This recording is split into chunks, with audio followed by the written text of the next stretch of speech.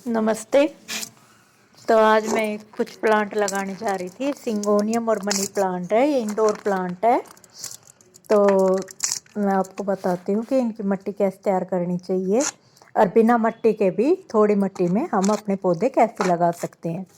तो ये जो सूखे पौधों की डंडियाँ हैं, जो पौधे निकाले थे हमने सर्दियों में, उसकी डंडियाँ बिल्कुल गल गई हैं। सबसे पहले तो हम अपने आधे गमले को इन डंडियों से ही अच्छी तरह भर लेंगे, क्योंकि ये एकदम गली हुई है और ये गमले में पड़ी पड़ी इनका और भी खाद बन जाएगा, जिससे हमारे जो हम इसमें पौधा लगाएंगे वो अच्छी तरह से ग्रो करेगा। तो ये देखिए, ये मेरे निकाले हुए पौधे हैं, जैसे जो सीजन आउट हो जाते हैं वाले पौधे निकाले थे। तो ये बिल्कुल गल के इतना अच्छा इनका खाद सा बन गया है।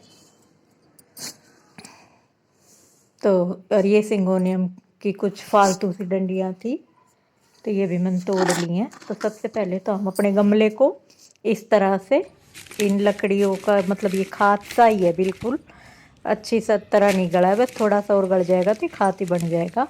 आधे गमले को भर लेंगे, उसके ऊपर ये मैं मिट्टी रख दूँगी। और ये मिट्टी भी ऐसी खाद सी ही है, भुरभुरी मिट्टी है, क्योंकि इंडोर प्लांटों के लिए हमें भुरभुरी मिट्टी की ज़रूरत होती है ताकि इनकी जड़ अच्छी तरह से चल सके।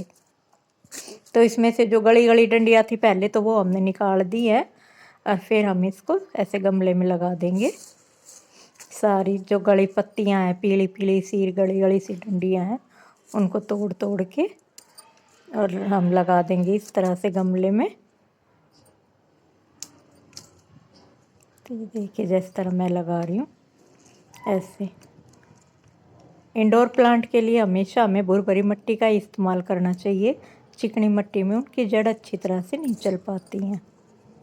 ये लकड़ी की खाद होती है, ये हमारे पौधों के लिए बहुत फ़ायदेमंद होती है।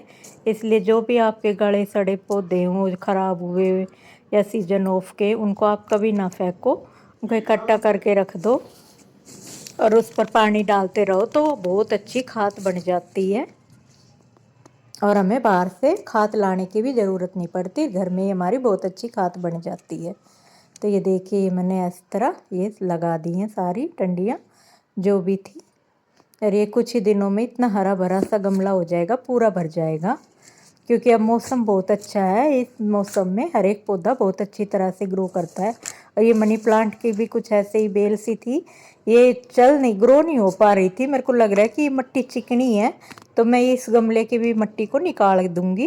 ये देखिए, मिट्टी बहुत चिकनी है, इसमें मनी प्लांट की जड़ अच्छी तरह से नहीं चल पा रही थी, तो मैंने ये सारी मिट्टी निकाल दी है। ये देखिए, अब मैं इसमें ये भुरभुरी वाली मिट्टी मिला लूँगी, कुछ ये लकड़ियों की टहनी सी मिला लूँगी।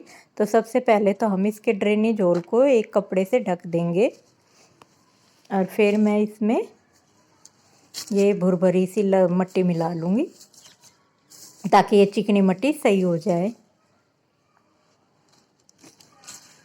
तो जो पौधा आपका ना चल रहा हो, एक बार उसकी मिट्टी को ज़रूर चेक कर लिया करो, कहीं मिट्टी चिकनी हो, इस वजह से आपका पौधा ग्रो ना हो रहा हो। तो ये देखिए, अब इसको दोबारा से इस गमले में भर के मैं वही डंडियाँ मनी प्लांट की लगा दूंगी इसके अंदर।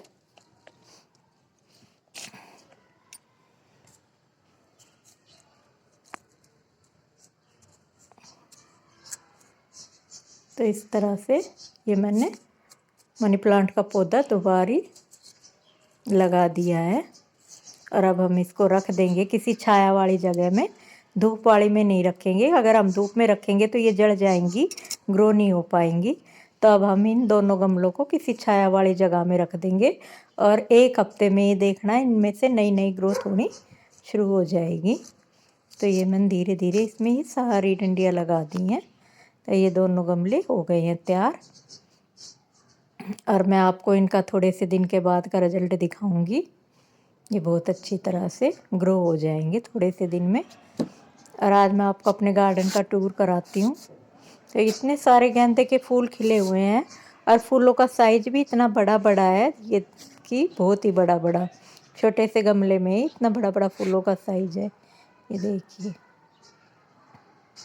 कितने बड़े बड़े फूल खिले हुए हैं और इनकी खुशबू तो है ही बहुत अच्छी। अलग अलग तरह के फूल है, किसी की पत्ती कैसी है, किसी की पत्ती कैसी है, कलर में भी कोई थोड़ा लाइट है, कोई थोड़ा डार्क है। ये देखिए बिल्कुल छोटे छोटे पौधों में भी कलियां बनी हुई हैं। ये सब मिट्टी का ही फर्क होता है। जैसे हम उनके ये सूखे हुए फूलों को तोड़ तोड़ के इस गमले में ही डालते रहते हैं, तो वो खाद बन बन के हमारे पौधों को खाद मिलता रहता है। ये पिटोनिया के भी फूल कितने सुंदर खिल रहे हैं, सफ़ेद रंग के। सारा गार्डन अब फूलों से भरा हुआ है, हर एक गमले में फूल खिले हुए हैं। और बिल्कुल फ्री के ऐसे ही जो हमने दिवाली के फूल डाल दिए थे, उन्हों से इतने सारे पौधे उगे। और ये इतने सारे पौधे हैं, मैंने इनको अलग नहीं किया है। अगर अलग करूँ तो ये बहुत ही ज़्यादा पौधे बन जाएं। और इनमें भी छोटे छोटे पौधों में भी कलियाँ आई हुई हैं। ये नहीं है कि कोई पौधा खराब है, हर एक पौधे में कली बनी हुई है। ये देखिए कितना अच्छा साइज है फूलों का, इतने गहरे होने के बावजूद भी अच्छा साइज है। और जैसे अभी हमारे गुलदावती के फूल सूख गए हैं, तो अब हम इनको तोड़ देंगे। और इनको भी हम फेंकेंगे नहीं, इनको भी हम किसी बाल्टी में या कट्टे वट्टे में डाल के रख देंगे, तो इनकी भी खाद बन जाएगी। सर्दियों के लिए जब हम सर्दियों के फूल लगाएंगे, तो इनकी भी हमको खाद बनी हुई मिलेंगी। तो आप इस तरह से जैसे गुलदावती के फूल जो सूख गए हो, उनकी ऊपर ऊपर की डंडियों को तोड़ दे। और तोड़ने के बाद आप देखोगे नीचे से नई टहनियाँ ग्रो हो रही हैं, वो हमारी अगले साल के लिए तैयार हो जाएगी। तो ये मैंने ऐसे इनको इकट्ठा करके रख दिया, और ये भी गल के खाद ही बन जाएगी। जैसे हम कोई और गमला बनाएंगे तो हम उसमें इनको नीचे डाल देंगे। ये देखिए तोड़ने के बाद नीचे से कितनी अच्छी ग्रोथ निकल रही है।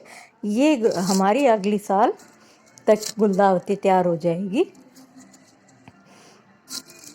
अगर आप इसको तोड़ोगे नहीं, तो ये नीचे के पौधे भी धीरे धीरे सूखने लग जाएंगे। इसलिए इनको सूखी हुई डंडियों को तोड़ना बहुत ज़रूरी होता है। तो ये देखिए जो इस क्रेट में लगी हुई थी, वो भी मैंने सारी तोड़ दी, और नीचे से हरी हरी सी ग्रोथ होनी शुरू हो गई है। तो सूखे पौधों को भी निकालना बहुत ज़रूरी होता है।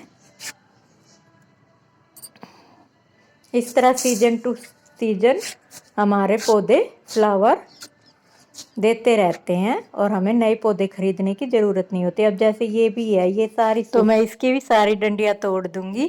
तो इस तरह आप अपने पौधों को हरा भरा रख सकते हैं।